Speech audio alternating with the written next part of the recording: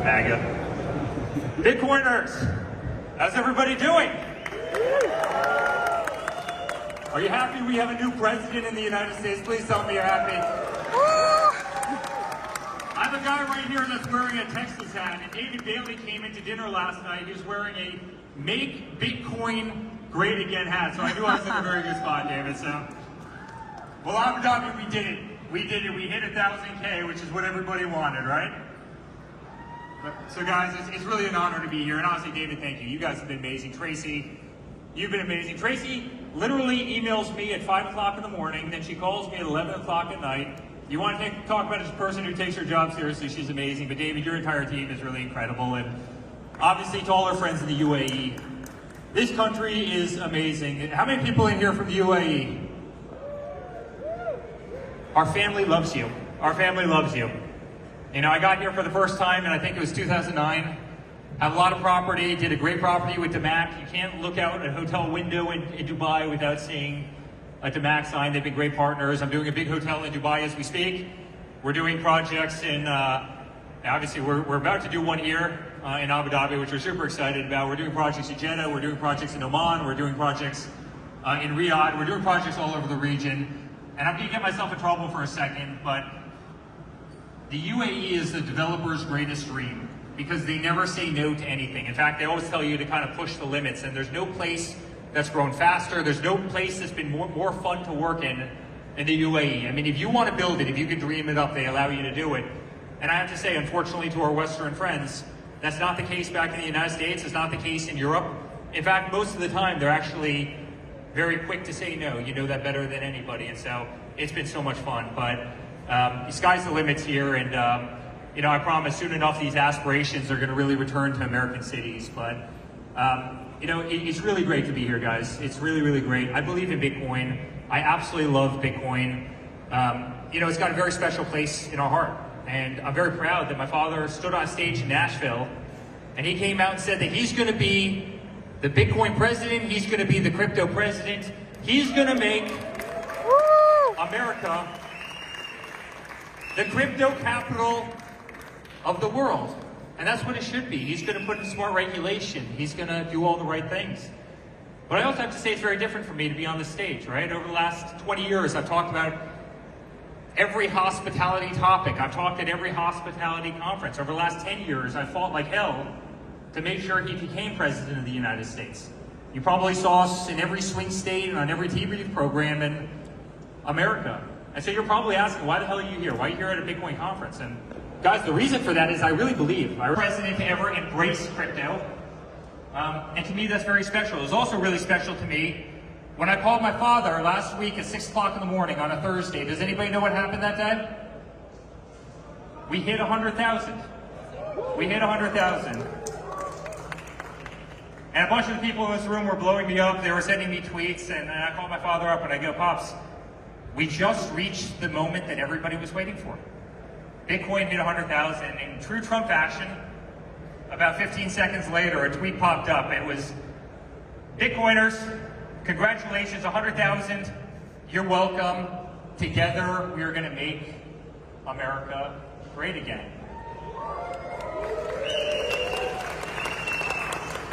So think, as I said before, think to have an American president for the first time that's committed to making America the crypto capital of the world. Think about a president who isn't going to allow Bitcoin and cryptocurrencies to be overregulated and stifled by high taxes. Somebody who will fight like hell against those institutions who have waged war on cryptocurrency. Guys, in America, they've waged war against cryptocurrency, make no mistake about it.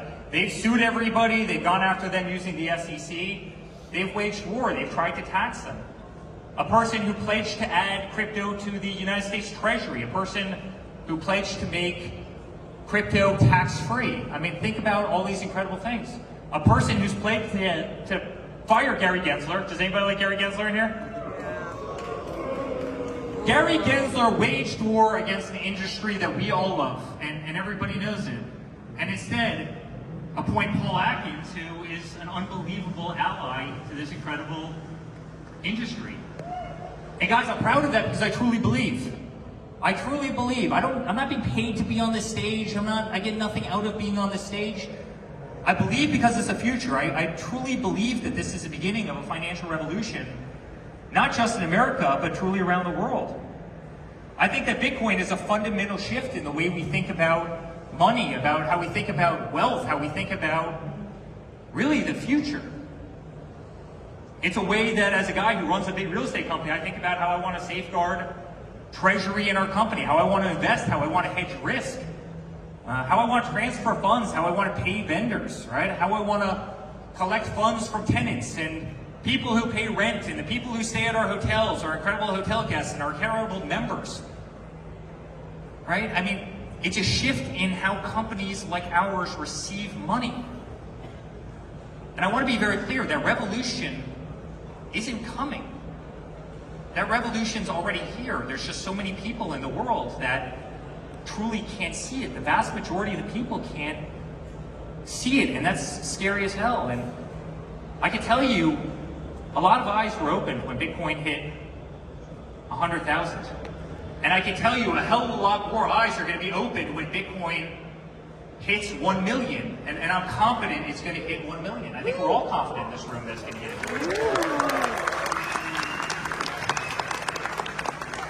You know, it's really amazing. Email. Everybody has it. It was created in 1970. I'm not sure if anybody knows this, right? It was a precursor to ARPANET. ARPANET was a defense contractor, really a DoD program that we used in the United States. And if you think about it, email didn't gain widespread popularity for another 25 years. This is email. It's something that all of us have. We all have probably multiple accounts, right? Think about text messages. The first text message was sent in 1992. It was December of 1992. It said, "Merry Christmas." Today you have 23 billion text messages that are sent every day. That's 270,000 text messages that are sent every second. People are slow as hell to adapt to new technology. People are creatures of habit. Yet everybody in this room sees something that so many people are so blind to. I have a close friend. He's smart as hell. In fact, there's a friend backstage who knew him very well. And 6 months ago, he was coming up to me, "Bitcoin is funny money. Crypto is funny money." And I would invest in treasuries. I would invest in ETFs. You know, that's how I would invest. And I laughed at him. And every chance I have a chance to remind him, I go, how's your portfolio doing right now? I mean, how's that one working out for you? And coincidentally, the bank that he works for is one of the big 5 banks in the world. They just created a crypto desk. And they're putting hundreds of billions of dollars into cryptos. They're inventing ETFs every single day.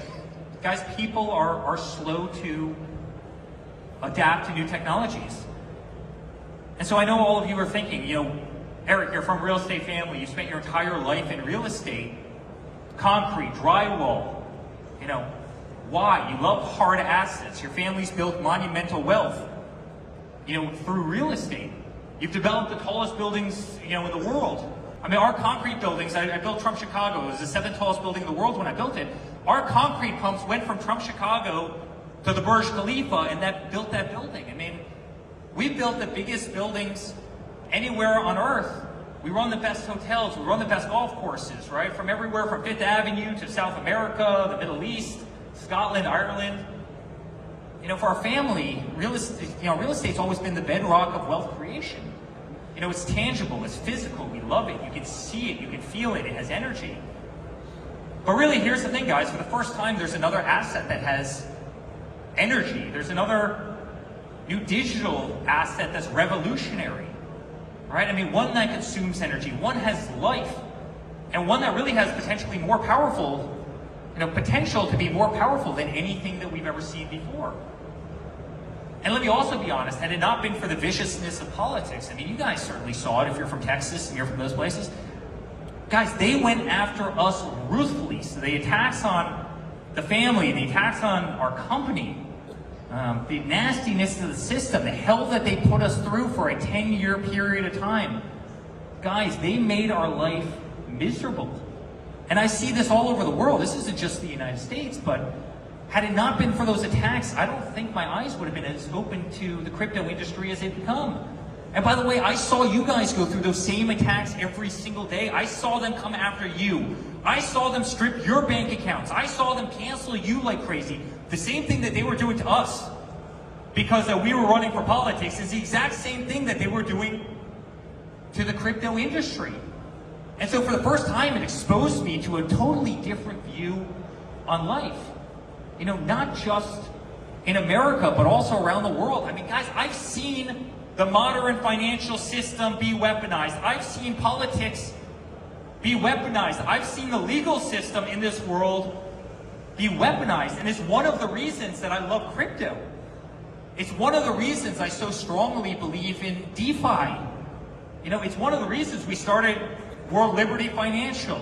We've seen the weaponization of the system. We've seen what these people will do. And that's so millions of people can get away from the very financial institutions that were attacking them each and every day. Guys, I've seen people get canceled for their political beliefs. I've seen people get canceled for their religion. I've seen people get canceled for their culture. I've seen wonderful people kicked out of banks because they literally wanted to fly a flag that said, "Make America Great Again," or wear that beautiful red hat that she's wearing right there. I mean, I've seen people lose their accounts for all of them. You know, guys, I've watched people get kicked off of Twitter and Facebook and Instagram simply because they had contrarian views to things. I've seen institutions once trusted around the world, the JP Morgan Chases, the Bank of Americas, the TDs, the biggest banks in the world. And this just isn't in America, this is around the world. I've seen them become total tools of political power and influence. I've seen government regulators walk into banks and say, "You know what, I see that you're banking that person, and just understand that we might need to take a little closer look at you if you continue to have them in your portfolio. So why don't you just scoot them out of the way?" Guys, I've seen this game. So many people in this room have seen this game. And I think what's more, I've also come to learn and see how antiquated the traditional financial system is around the world. Guys, it's slow as hell, it's inefficient, it's expensive, and generally speaking, it doesn't serve the needs of hundreds of millions of people around the world. You know, people that don't have our balance sheet, people who don't have the Trump last name, people who don't have our assets, people who don't have the advantages that we have as a family. They have no competitive advantage. They have no capital. Individuals around the world have been left behind by the millions. The traditional banking system is rigid. It's vulnerable to manipulation. It's failed the modern world. It's failed to adapt. It's failed to keep up with the modern world. It's failed the needs of the modern world. And guys, really, that's where crypto emerges. You know, I ask this question every single time somebody asks about crypto, but I say, does it make any sense that, you know, a beautiful young couple, they want to go out, they want to get financing for a home. It takes them 90 days, it takes them 120 days to get financing. Does that make any sense whatsoever? By the time they get financing, that home that they wanted to buy, it's gone, it's sold, their dreams are destroyed. How in the world does that make sense? I mean, I can go on my phone right now, I can trade Bitcoin at midnight on a Saturday night while having dinner with my wife. How the hell does it take 120 days to get a loan in developed nations around the world? It doesn't make any sense. The traditional banking system is antiquated. Why do banks work on a 9-to-5 schedule 5 days a week? Does anybody in this room work on a 9-to-5 schedule? No. How does our modern financial system work that way? You know, does it make any sense that hedge fund managers and private wealth advisors, they're taking 220 splits on funds 3/4 of the time they fail to actually beat the S&P 500, right? They fail to beat basic index funds. You have these private wealth guys that are getting points on your money. And you wonder why they're sitting in the biggest buildings in the world. Their big signs are shining down on streets in every city around the world. How in the world does this make sense? Guys, Bitcoin is not just another asset, it's a solution to all of this. It's a solution because it represents a new financial paradigm. And it's a financial paradigm that's decentralized, it's transparent, it's empowering. It levels the playing field.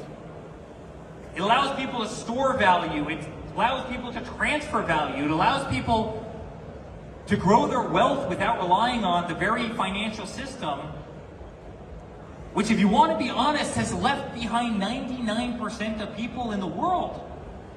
You know, if you're part of the top 1%, the traditional financing system is great. And by the way, it's probably the top 1%, if I'm being generous, in the top 10% of countries in the world. Bitcoin's not just an investment, it's a global asset, it's a store of value, it's a hedge against inflation, it's a hedge against political turmoil, political instability, acts of gods, hurricanes, fires, floods, tornadoes. Guys, that's what makes it so powerful. There's no capex, there's no insurance, there's no mismanagement, there's no corruption, there's no brokers, there's no break rooms, there's no HR, there's no DEI nonsense. There's no need for tens of thousands of bankers and massive skyscrapers all over the world pushing credit applications and antiquated paperwork, you know, charging exorbitant fees. There is nothing that's done in those buildings that can't be done better on blockchain. There's nothing done on those, you know, in those buildings that won't eventually be digitized on blockchain. There's nothing that can't be done faster, cheaper, more transparently, and really better in the new frontier. And guys, there's no question that's why this technology is the greatest disruption to the modern financial system. There's no question that the institutions are petrified.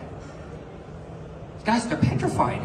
Why do you think BlackRock, and why do you think Schwab, and why do you think, you know, JP Morgan and Fidelity, why do you think they're buying crypto by the billions? Now, why do you think every major bank in the world is opening up exchanges and launching ETFs and kind of launching into this new frontier? You know, I used to be the guy that said, if I can't hold it, it's not for me. You know, I've known Michael Saylor for 20 years. I mean, and by the way, if you want to talk about a great champion for this industry, it's Michael Saylor. That guy deserves all the credit in the world. There's very few people who are smarter, and there are very few people who are better cheerleaders for an industry that clearly he believes in. He's a national treasure to the United States, and frankly, he's a national treasure to this world.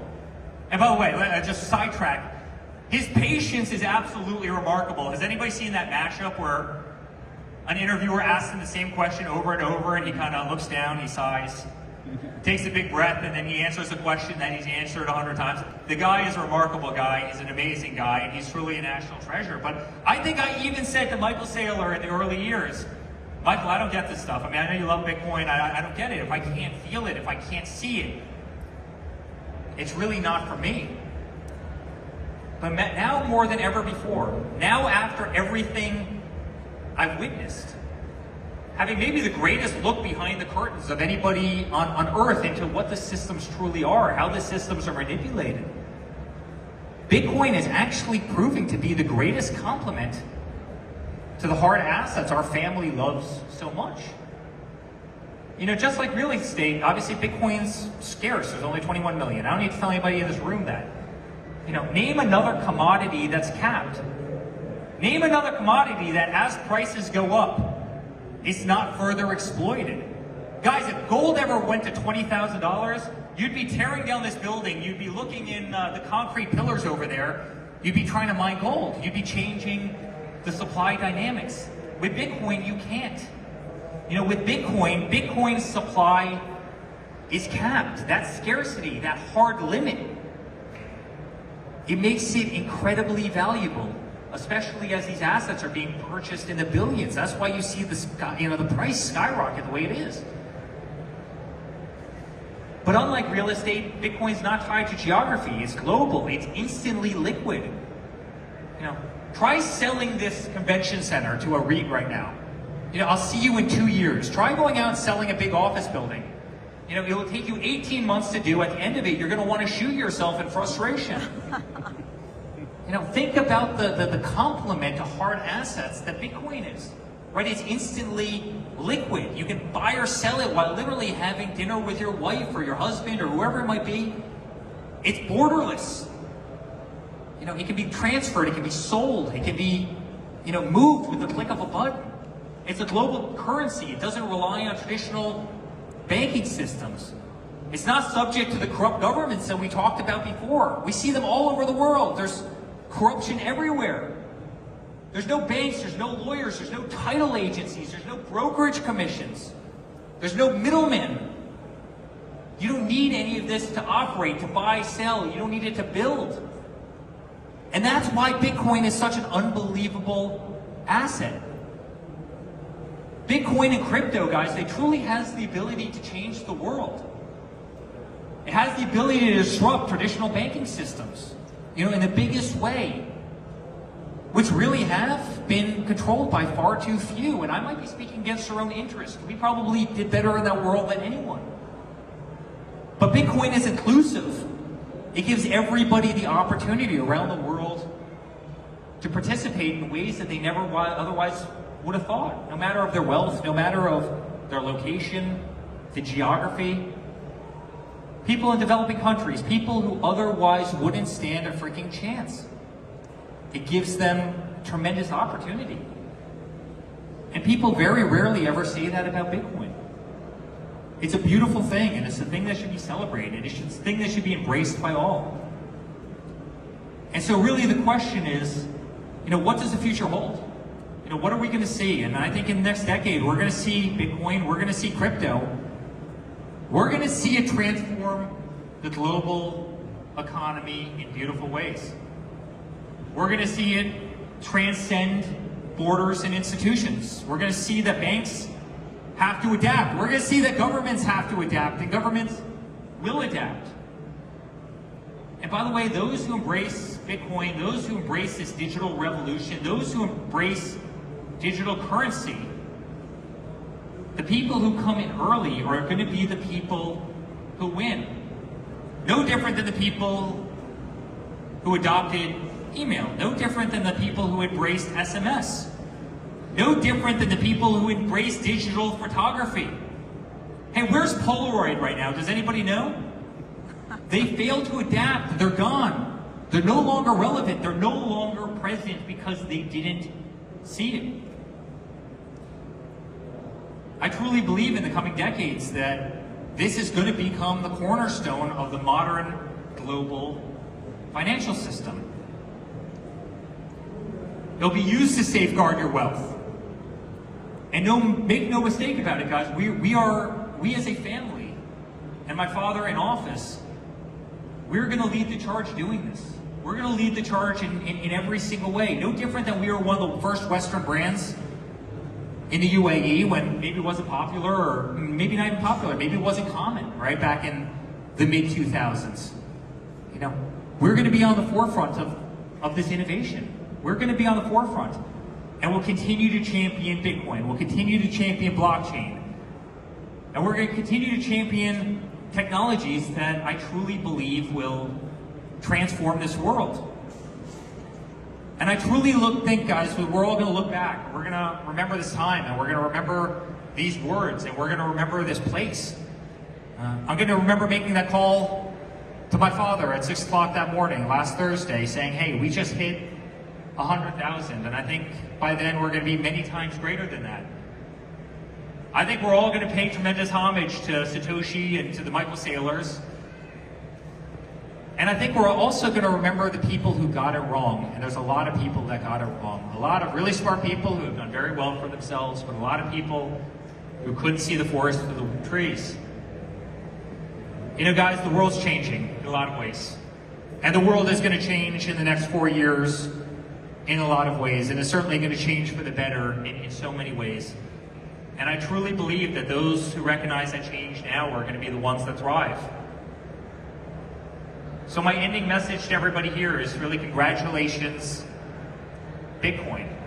Congratulations. Congratulations to all of you. Congratulations to all the people who have made a fortune off of this technology because you saw it early. Our best days are ahead. And I'm telling you, we're going to have a truly remarkable journey together. So thank you to Abu Dhabi.